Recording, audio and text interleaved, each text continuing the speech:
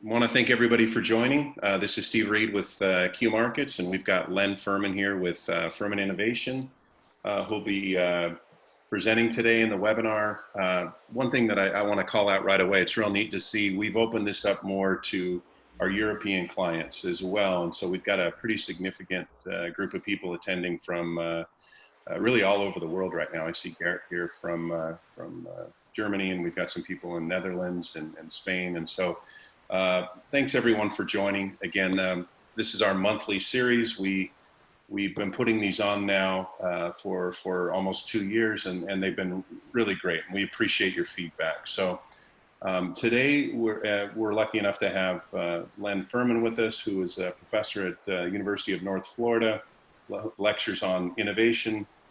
He's also the founder of Furman Innovation.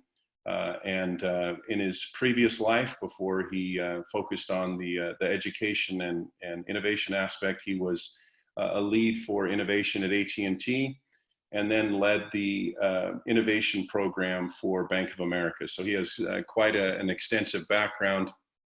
He's going to be sharing some best practices along with a great story about the 1969 Mets and how truly they used innovation to go from worst to best scenario. So before we get started, I want to, since there's quite a few people here that have jumped on that maybe aren't as familiar with Q Markets, just want to spend a minute and give you a little bit about who we are. Certainly we are a global leader in the innovation space, innovation management software. We enable companies to scale their innovation, really, and we've got some amazing case stories where game-changing innovation has occurred, right? So we automate that process and give you a stage gate approach workflow, and where we stand out. And so you're looking at some of the clients, really across all industries, hundreds of clients. The common thread you'll see here, regardless of what vertical these companies are in, is everyone has to innovate, right? And so I'm going to spend a second on really how we do that, right? So the software is built and designed to allow you, first of all, to have a crowd, right? So it starts with a challenge or a question, a problem statement that you're looking for an audience to answer. And that could be all your employees, it could be specific employees, but Q Markets allows you to reach outside your organization. And I'm going to touch on that in a second. Then that moves on to how do we develop these ideas? So it's great to get ideas coming in, but the software allows you to automatically create work streams for these ideas, to take that crowd and to quickly identify top ideas, and then ultimately evaluate those and implement them. So, and the ROI comes in the reporting, the measuring of all the data that goes into it. So where Q Markets is really recognized is our ability to automate this process. And the term you'll hear a lot with Q Markets, whether it's the market, whether it's analysts or our clients, is Q Markets is the most flexible product in the market. So it'll quickly look, feel, and simulate what you're trying to do on the back end, so, and the front end. So what I want to share with you right now, because I think it's really critical, is obviously with the coronavirus, we're at a time where this number is probably much higher, right? So this McKinsey report came out a while ago and says 75% of the organizations today in that S&P 500 are going to be gone or significantly different. I would tell you that right now, your organization, as well as all my clients that I work with, are reevaluating how they deliver their business, the products that they're offering, and they're quickly changing. So, right, so strategy, process, and software, right? Those three together are something we preach to our clients, that if you're missing the software, certainly it's great to have a strategy and have a process, but you're not able to scale that quickly. And again, if you have the software and you don't have a strategy or a process, there's a big gap, right? The software without any guidance behind it, without any leadership behind it, is certainly not going to do what you want. So we always preach doing all three. Len is going to talk about some of these processes and strategy today. What I want to highlight before I hand it to him is right now, again, if you're not a customer of ours, now's the time to talk to us. We have put together, based on our leadership, made a very quick response to this, and this will be sent out to you. Everyone's email. You'll get information about this. It's also on our website. But what we want you to know is two things, right? So right now, if your organization is talking about how can we adjust to the market, and you don't have a tool, really in a matter of days, we're going to be able to set you up and get you, an emergency package where you can immediately engage your employees, right? Because you will find your best resource for innovation is always going to be those who are closest to the product and to your customers. So that's the first thing, is do not hesitate. You can email me. You can respond to the link that you're going to get. You can go on our website, but we want to get you guys up and running. And this is a short-term approach, right? We're not trying to say, hey, this is a long drawn out process. We can very quickly get you up for a 6-week license, several month license, basically a contingency. The second thing I want to point out is a lot of our customers that I work with several of the largest companies in the world. And right now, the market is saying the following. We have suppliers, we have experts, we have startups, we have vendors that we are no longer able to meet with. And one thing I want to make sure you all know is if you are challenged this way, which again, no one's meeting with customers right now, no one's meeting with their suppliers. The system has the ability to literally within a day or two, we can open up the system to allow you to work with your supply chain, right? To work with those vendors who are right now on hold and trying to figure out how to communicate with you. So again, as a reminder, reach out. I will also say that we want your questions throughout the process, but I'll collect those and we'll cover those at the end. So after Len's done, we'll have a short Q&A, but so please go ahead and type those in as they come up. And Len, I'll go ahead and hand it off to you. Well, thank you, Steve. And it's a great honor and pleasure to be able to speak with your audience today. And I hope my talk over the next half hour will provide everybody with a little bit of a break from the terrible coronavirus news of the last several weeks. At the same time, I feel like the innovation principles I'm going to be sharing with you today are all directly relevant to helping all businesses and organizations survive in this COVID-19 crisis. And I will get to that in just a little bit. First, I just want to start with an overview of the agenda of what I'm going to be talking about. I'm going to give you just a little bit of my background and a background on the creativity and innovation course that I developed at the University of North Florida, where I reside in Jacksonville. Then I'm going to begin sharing the story of traveling back in time, so to speak, to experience the 1969 baseball season. And then I'm going to spend most of the time on these 9 innovation lessons that I learned from the Miracle Mets of 1969. So first, my background quickly. This is what I call my visual resume. I spent 25 years managing innovation at very large companies, mostly AT&T and Bank of America. At Bank of America, my last role was the head of ideation and the front end of innovation. I was responsible for generating and evaluating ideas to grow the business and improve the customer experience. And then in 2013, I left the corporate world. I opened my own boutique consulting firm, Firm Innovation, and I was invited to create the course on innovation at the University of North Florida. I now teach to undergrads, to MBA students. I also teach through the American Management Association. I do corporate executive education, and I create customized training programs for Duke University. And last year, I published my first book, a college textbook titled Business Creativity and Innovation, that is now in use at several universities. And I had the great honor again of having the opportunity to create this course at the University of North Florida. The basic premise of my class is that the business models of today will not work to generate revenue tomorrow. A great example of this over the past few decades has been the music recording business, which has gone through 5 different business models. And so as a result, all businesses need to have an innovation process. And this is the innovation process as I teach it. 4 simple steps: explore, ideate, evaluate, and design. Very simply, what you're doing in Explore is understanding customer needs and market opportunities. Then in Ideate, you're generating ideas to meet those customer needs, capitalize on those market opportunities. Next, you evaluate, narrow down the ideas, select the top ones that you're going to move into the back end of innovation, where you begin designing and developing and launching them. So in design, we're identifying customer requirements and developing and testing rapid prototypes so we can achieve the optimal design for launch of the new product or service.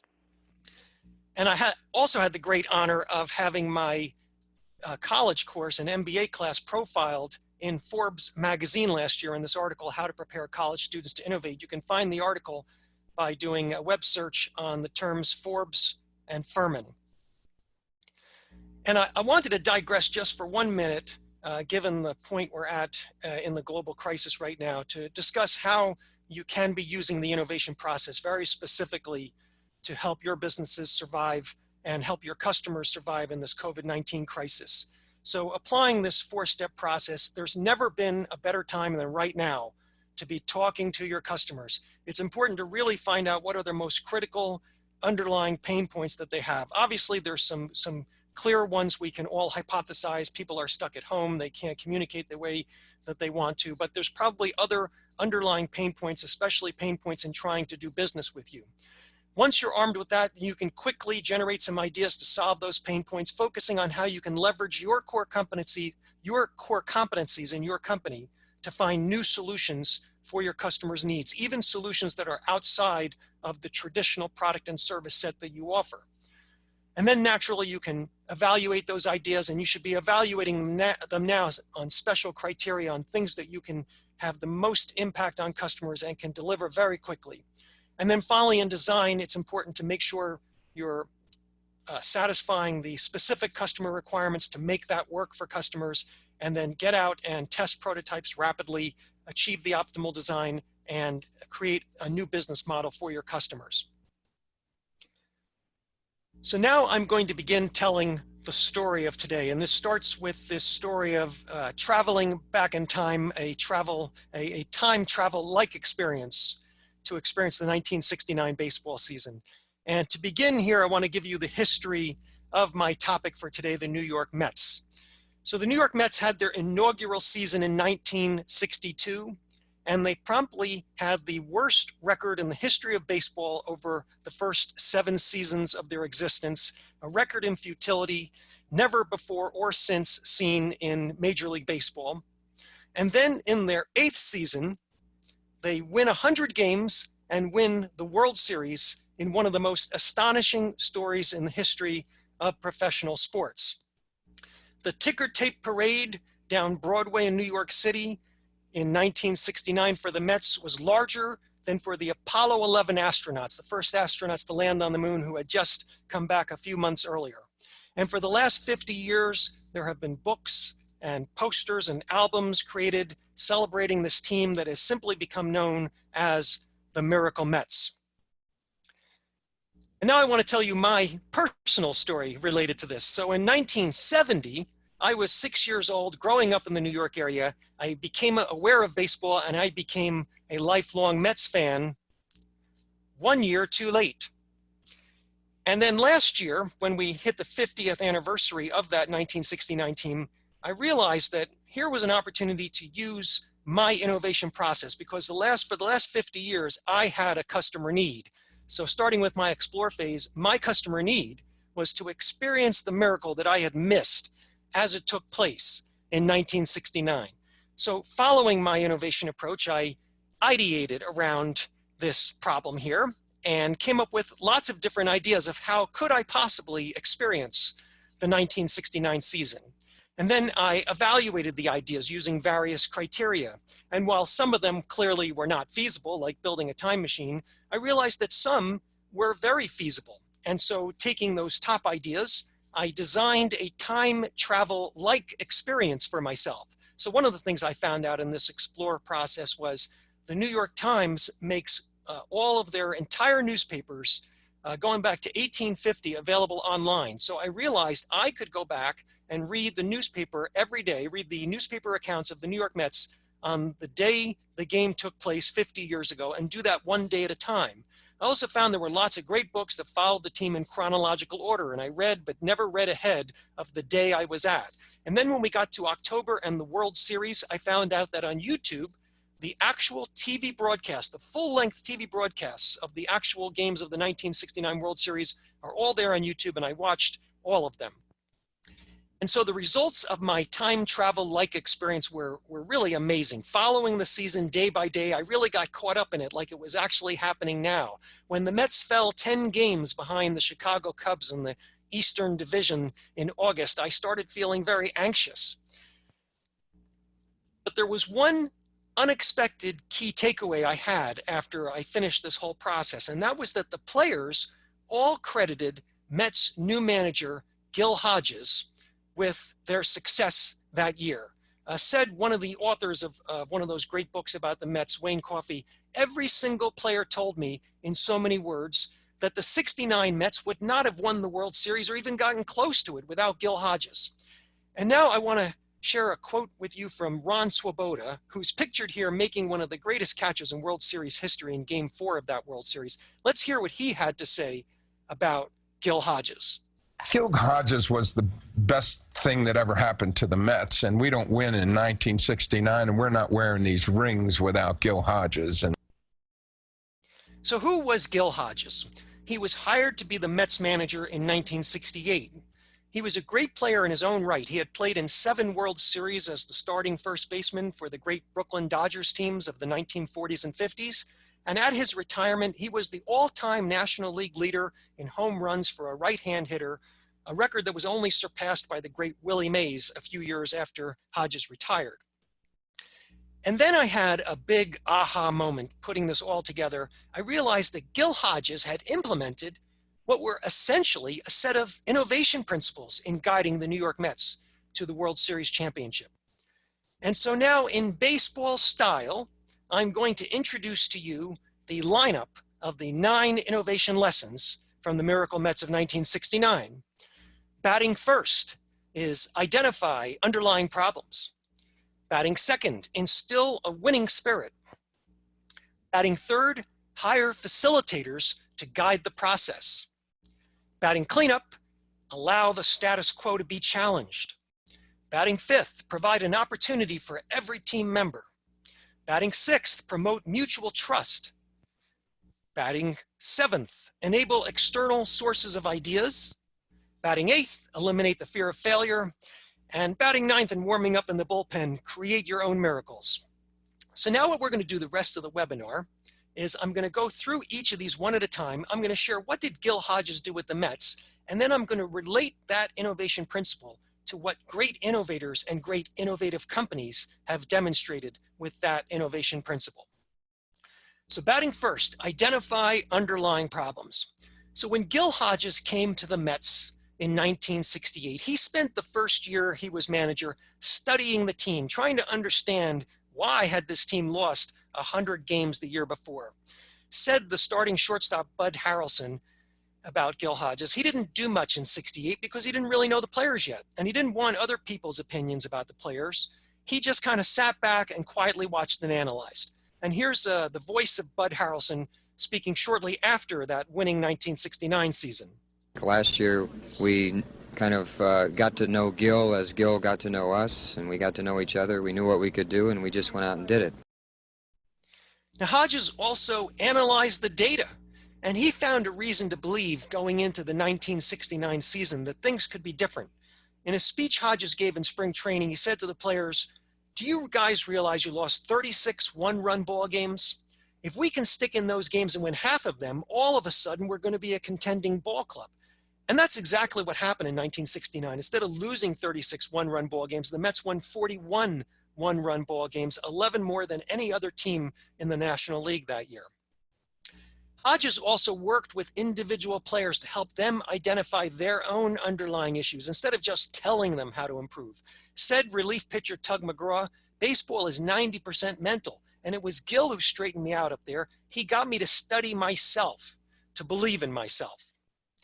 Now, just as Hodges believed in identifying underlying problems, Albert Einstein, one of the great innovators in history, also believed it was critically important to spend a lot of time understanding underlying problems. One of Einstein's great quotes is, "If I had an hour to solve a problem, I'd spend 55 minutes thinking about the problem and 5 minutes thinking about the solution." See, Einstein reasoned that when you gain a deep understanding of a problem, then the solution just becomes obvious. And similarly, we see David Kelly, the founder of iconic design firm IDEO and the originator of design thinking, preaches fully understanding customer needs so that you're in the best position to be able to design and develop winning new products and services. And let's hear directly from David Kelly on this topic. If you want to improve a piece of software, all you have to do is watch people using it and see when they grimace and then correlate that to where they are in the software, and you can fix that, right? And so the thing is to really build empathy. Try to understand people through observing them. Now we'll go on to number 2, instill a winning spirit. So when Hodges came to the team in 1968, the first thing he wanted to do was eradicate this image of the Mets as they had come to be known affectionately by the fans as lovable losers. Hodges said, "It's time I think we did something about that clown image of the Mets." And so in instilling a winning spirit, he focused on teaching the players to go back to the fundamentals and thinking differently, thinking that they can win. And he wasn't afraid to take his best player out of a game just to demonstrate a point about playing with 100% effort all the time. And that's something he actually did to outfielder Cleon Jones, who we see pictured here. In the middle of a game in July of that season, he felt like Jones had lazily run back to field a ball, and he took him out of the game. Later that season, we see Jones in this picture catching what would be the final out of the World Series. And let's hear directly from Cleon Jones about how his manager instilled that winning spirit. We never felt like underdogs because by the end of August, we thought we were the best team in baseball. That's the way we talk, that's the way we act, and that's the way we presented ourselves as a team. And it was all because of Gil Hodges. He instilled that winning attitude in all of us. And another thing Hodges did to instill a winning spirit was he demanded that his players carry themselves professionally on and off the field. Here we see pictured Tom Seaver, who went on to be a Hall of Fame pitcher, but he was only in his 3rd season with the Mets, and he credits Gil Hodges with having a tremendous impact on his development. Seaver said of Hodges, "His standards were high, and he encouraged me to set mine high too." Now, similar to what Hodges did to instill the winning spirit with the Mets, great leaders of great innovative companies instill winning spirits on their teams. Steve Jobs came to be known at Apple for the things he could do to make people believe that they could accomplish what was thought to be impossible. Said one of his Apple software designers, "In his presence, reality is malleable. He can convince anyone of practically anything." And another employee said, "You did the impossible because you didn't realize it was impossible." Now let's go on to lesson number 3, hire facilitators to guide the process. So Hodges realized he couldn't do it all on his own. And he knew that he had one area of great promise for his team, and that was the talented young starting pitchers. Here we see pictured the starting pitching staff of Tom Seaver, Jerry Koosman, rookie Gary Gentry, and Nolan Ryan, all of them between 22 and 26 years old. And Hodges entrusted a former catcher and Dodger teammate, Rube Walker, to be the pitching coach. Said Dave Williams of the Society for American Baseball Research, Walker had an innate sense of the mental side of pitching, and he used this to develop his young stable of arms and get them to pitch with a savvy beyond their years. Walker was very protective of his pitchers, and he believed that it was very important to keep them fresh for the long haul. Said Coach Yogi Berra, a Mets coach on that team also, he said he takes care of those pitchers like they were his sons. And Jerry Koosman reiterated this by saying, "We loved Rube. Rube was like my father." Now, just like Hodges entrusted facilitators to guide the process, great innovative companies also enable innovation consultants inside the company to serve as catalysts and guide innovative thinking across different product and service teams. A classic example of this is the company Intuit, the makers of Quicken. They have a team of people that they call innovation catalysts that go around and work with different product and service teams to make sure they're guiding them through the innovation process, making sure they're guiding teams in setting up experiments and building and testing prototypes. And a great example of a new product that benefited from this approach that the innovation catalysts demonstrated is SnapTax, which is a product that enables the filing of taxes using a mobile app. Now we'll go on to number 4, establishing or allowing the status quo to be challenged. So as I mentioned earlier, Hodges chose a catcher, Rube Walker, to be the pitching coach. This was highly unusual. In baseball at the time, it was very traditional, and baseball is a very traditional sport, to hire a former pitcher to be the pitching coach. In this picture, we see Lindsey Nelson, the longtime announcer of the New York Mets, and during Game 3 of the World Series, he relayed a quick little story about Hodges. He said, somebody said to Hodges, "Why would you have a catcher as your pitching coach?" And Gil said, "Why not?" Clearly, Gil Hodges was not afraid to challenge the status quo, and neither was Walker. Walker established challenged the status quo by instituting the 5-man rotation. It may sound simple, but at the time, all teams had pitchers pitch in a 4-man rotation. Pitchers pitched every 4th day. Walker that year made it every 5th day. That is now the norm in Major League Baseball. And the 5-man rotation was the key to keeping the pitchers completely fresh for every one of their starts. And it worked wonders down the stretch of the season. In September of that year, Koosman and Seaver, the top 2 pitchers on the Mets, combined for an 11-1 record. The Mets combined for 10 shutouts, and they came from behind to beat the Chicago Cubs and capture the Eastern Division of the National League. Late that season, starting pitcher Tom Seaver said of Walker, "He believes in his 5-day rotation, and he goes with it, and look where it's got us." Hodges himself challenged the status quo in a number of ways. One was implementing an unconventional platoon system for his everyday players. He changed his lineups completely so that he often had a lineup of all right-hand batters playing against left-handed pitchers and vice versa. And Hodges stuck with this platoon system right through the World Series. It's been traditional, if you have a hot hitter, to let that hitter keep playing. But as we're going to hear in this quote, Hodges stuck with his unconventional platoon system and challenged the status quo again in the World Series. Let's hear from that hot hitter, Art Shamsky. I had a terrific playoffs against Atlanta. That was the first year of division play, and I hit .537, I believe, and we swept Atlanta in 3 games. But I don't start the first game of the World Series. But then I end up pinch hitting. You hit .537 in round 1. You're the hottest thing in baseball, essentially, and you sit Game 1 of the World Series. I ended up pinch hitting. So Hodges was not afraid to challenge the status quo. And likewise, many great innovative companies that have disrupted industries have done this by not being afraid to introduce a brand new business model. Netflix is a classic example.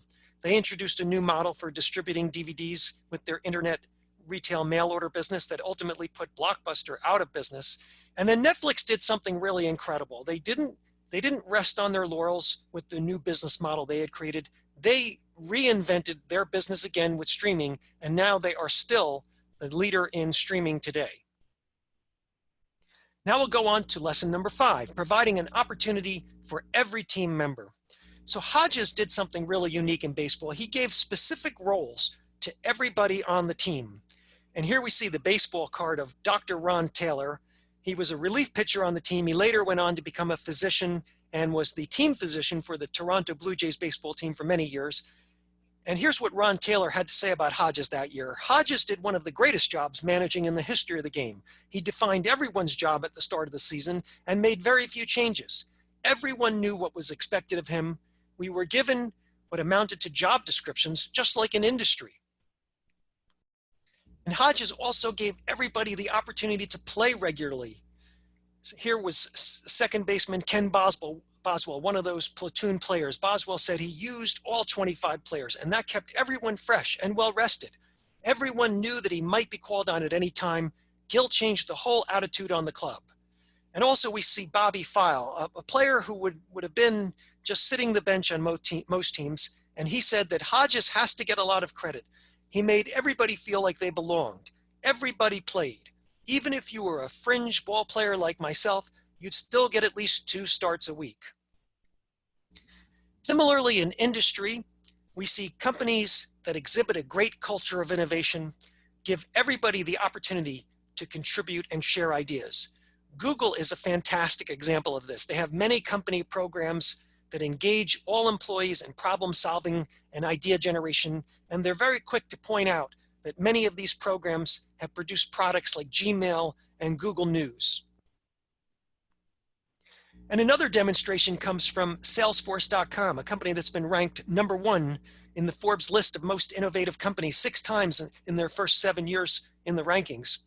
And Mark Benioff, founder and CEO and chairman, recognizes that he can't do it all. He needs his employees to be able to contribute and share ideas, and he provides that opportunity to them. And here's a great quote from him. "I don't care if it's my idea, an employee's idea, a competitor's idea, a partner's idea, or some other associate's idea. I can't do it all. I don't have all the ideas. My job is to build a culture of innovation. That's something we try to enforce. We encourage it, we value it, we notice it, we compensate for it, and we require it." Now, batting sixth, promote mutual trust. So Hodges created an environment in which the players felt they could trust him because he never humiliated them. He never hollered at them in front of other players. He taught them lessons by calmly asking them what they should have done, make them think about it. Said rookie third baseman Wayne Garrett, if you did something wrong, he would take you aside and ask you a question. He would make you tell yourself what you did wrong. And by fostering this atmosphere of trust, Hodges was able to get the most out of his players. Said Ed Kranepool, who platooned at first base that year, he never played favorites. He had one set of rules. Everybody knew his position on that team. These are the guidelines, Gil would say, and this is the way you win. And let's hear a short quote about this from Ed Kranepool. The one thing you had to respect about Gil, he didn't change his rules. He had one set of rules for 25 players. And rookie Gary Gentry told a story about how the atmosphere of trust led to collaboration among the players and especially among that great pitching staff. Said Gentry, everybody was on each other's side. The overall feeling was that we were all in this together. The pitchers were especially close. My locker was between Seaver's and Kuzman's, and we helped one another and learned from watching each other. Just as mutual trust was important for the Mets to win, mutual trust is also critical in industry so that employees feel comfortable sharing their ideas and so that you have an atmosphere in which collaboration can take place. And perhaps nowhere is this better demonstrated than at 3M, a company that has been regularly recognized as one of the world's most innovative companies. They provide various forums that let employees share ideas and get the credit for those ideas. And I had the personal opportunity several years ago to go out and visit their innovation center in St. Paul, Minnesota. One of the things I learned was that employee recognition there is based on voting by your peers. And what that does is it creates an incentive to work together rather than to compete against each other.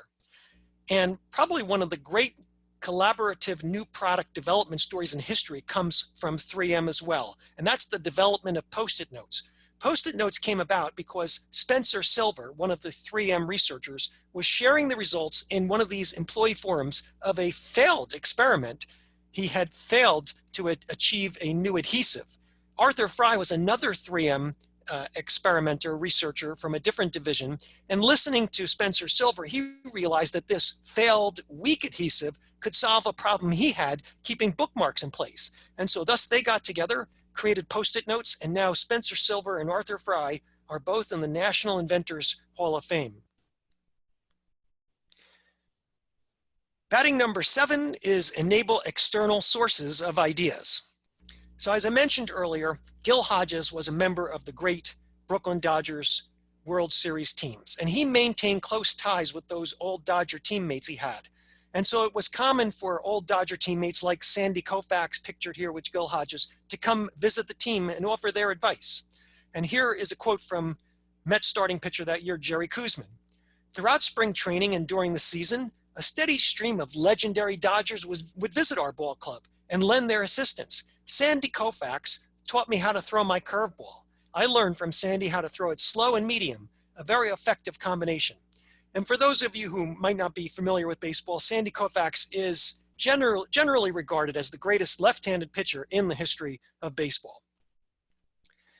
And in industry today, we see that taking ideas from external sources is a great way to have success, and it's something that's now known as open innovation. It's something that Q Markets helps to facilitate. And a great example of this comes from a Q Markets client, Pistoia Alliance. They help drive collaboration among global company R&D medical therapy teams. And just last month, they introduced a new format for exchanging chemical reaction data to make it easier to enable pattern detection.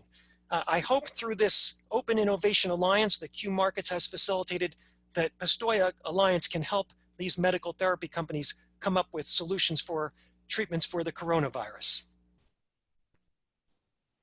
And now number 8, eliminate the fear of failure. Hodges was not afraid to try experimenting with his players, trying them at new positions to find the right role for each man on the team. Some of these experiments failed, as one did early in the 1969 season, where he took young, promising outfielder Amos Otis and tried him at third base. Hodges was continually experimenting. He had 15 different players that year start at least 40 games. The Chicago Cubs, the team the Mets were battling in the Eastern Division of the National League that summer, only had 10 players start at least 40 games. Some of Hodges' experiments were big winners, as the one with Tug McGraw moving him to the bullpen. Tug McGraw had been a starting pitcher in the Mets system since 1964, and in the prior 2 years, he had started over 20 games for the Mets minor league club in Jacksonville, Florida. McGraw saw himself as a starting pitcher, but Hodges needed a left-handed relief pitcher. And so he went up to McGraw in spring training in 1969 and he said, Tug, you can either be a starter in Jacksonville or you can be a relief pitcher in New York. Naturally, McGraw decided he wanted to be on the Major League Ball Club, went to New York, and he emerged that season as one of the top relief pitchers in the National League. Hodges also kept the Mets resilient so that they were not afraid of failure. And the Mets had several points where this young team could have put their head between their knees and called it a season. Late in the season, they had an important 3-game stretch against the Pittsburgh Pirates, a veteran team. The Mets lost all 3 games, and suddenly they only had a 4-game lead on the Cubs with 12 games to go. Particularly devastating was in the last of those 3 games against the Pirates, they suffered a no-hitter. The Mets had no hits in that game. And that game by Pirates pitcher Bob Moose was commemorated in a special edition baseball card in 1970 that you see here. And so with just a 4-game lead with 12 games to go, there was a lot of reason for the Mets to be, or there could have been a lot of reason for the Mets to be worried. Just 5 years earlier, a veteran Philadelphia Phillies team had squandered a 6.5-game lead with 12 games to go. But Hodges got the Mets to respond by winning 9 consecutive games after that no-hitter, and they clinched the division over the Chicago Cubs on September 24th. Said backup catcher J.C. Martin, "Never once did I see Gil Hodges react in a way to cause panic. Never once." And he instilled that in his players. Even after the Mets lost Game 1 of the World Series to the heavily favored Baltimore Orioles, they didn't lose faith. Said catcher Jerry Grody after the game, Gil walked into the clubhouse and said, "Hey, you guys just played good out there. We now know we can beat them." Coming from Gil, you just believed it, because at that point, everyone on the club had total and complete confidence in him. And now we're going to hear a quote from Tom Seaver, who's going to be talking in the clubhouse after the Mets won the World Series.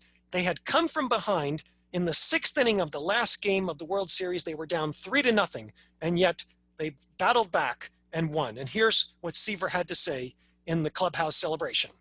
We're number one. They thought they were going to run us right out the field, and we come to play. This is a club that played this way all year long. We came from behind. We did it today, and you can't say too much for this. Now tell me, I want to ask both of you. Tell me sincerely, because I want to ask you this question. You're down 3 runs.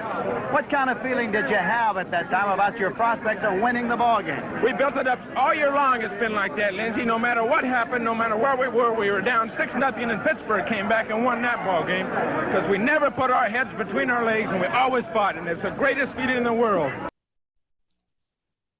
And similarly, in industry, it's very important to be experimenting, recognize that some of your experiments will be successful, some of them will fail, and not have that fear of failure.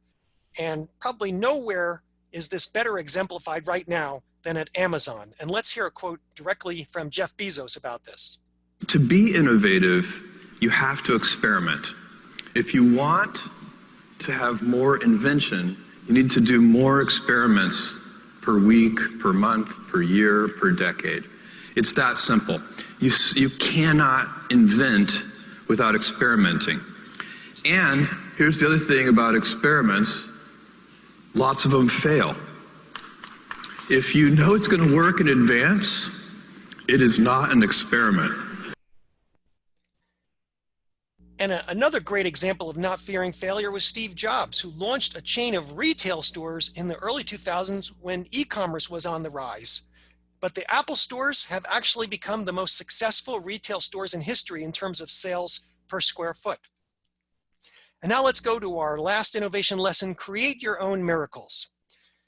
So in the middle of 1969, the Mets found themselves as contenders for the first time in the history of their franchise. But beginning on August 13th is when their performance really started to become miraculous. On that day, they fell 10 games behind the Chicago Cubs. Yet 6 weeks later, they had come from behind, surpassed the Cubs, and won the division. The Chicago Cubs team that year was no pushover. They were heavy favorites to beat the Mets. They had 4 Hall of Fame players, including the legendary Ernie Banks. The New York Times said about the Mets' finish of the 1969 season, it was a stretch drive equal in quality to any produced by baseball's most famous champions of the past. So now the Mets went on to the playoffs against the Atlanta Braves. They had to beat the Braves to get to the World Series. The Mets were heavy underdogs to the Braves. The Braves had won 17 of their last 21 games that season, and they were led by one of baseball's all-time greatest players, Hank Aaron. And yet, as you can see in this New York Times headline from October 7th, 1969, the Mets swept the Braves, won the pennant, and moved on to the World Series. Now, in the World Series, no one gave the Mets a chance against the Baltimore Orioles. The Orioles were quite simply one of the greatest teams in history. They won 109 games that year. The next season, they would win 108 games and win the World Series. The Orioles had 3 players on their team who had won Most Valuable Player awards, and all 3 of those players were still in their prime in that 1969 season. They were Frank Robinson, Brooks Robinson, and Boog Powell. And yet, the Mets beat them and won the World Series. Immediately, fans and sports writers began portraying it as a miracle. But the Mets players and coaches saw it differently. Said Don Clendenin, the World Series MVP for the Mets, there was no miracle involved. It all goes back to Gil Hodges. He made us believe we were winners. And said the Mets coach, Joe Pignatano, they say that a manager only wins a few ball games here and there over the course of a season, but Gil Hodges won the 1969 World Championship. All the players know that. He did it with his mind. Similarly, when we look at great innovators, they almost never attribute their great innovation to any type of luck. Said Louis Pasteur, chance favors the prepared mind. And Thomas Edison said, I never did anything by accident, nor did any of my inventions come by accident. They came by work. And in industry today, we see companies that create miracles as they're led by people that can inspire their teams like Gil Hodges did. Elon Musk specializes in making his teams believe they can do things that are impossible. Here we see him pictured with Gwynne Shotwell, the president of SpaceX. She says, when Elon says something, you have to pause and not blurt out, well, that's impossible. You zip it, you think about it, and you find ways to get it done. And I'm going to finish with a quote from Steve Jobs, who we all know focused on creating insanely great products. And he did it by creating that great, passionate team culture. Let's hear a quote directly from Steve Jobs. Apple, at the core, its core value is that we believe that people with passion can change the world for the better. That's what we believe. And that those people that are crazy enough to think they can change the world are the ones that actually do.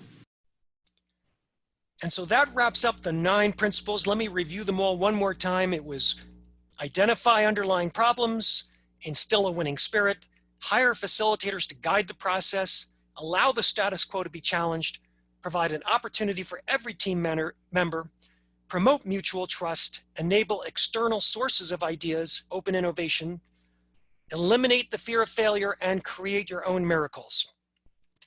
And I'd like to finish by saying that I'm very happy to offer for free to deliver this webinar to groups of people at your companies. Feel free to contact me at the contact information below. And I'd also be very happy, again, at no charge, to review and evaluate your current innovation process, especially at this time. There's never been a more important time to be rethinking your business models to serve your customers and help everybody get through this crisis. And now I'm going to turn it back over to Steve.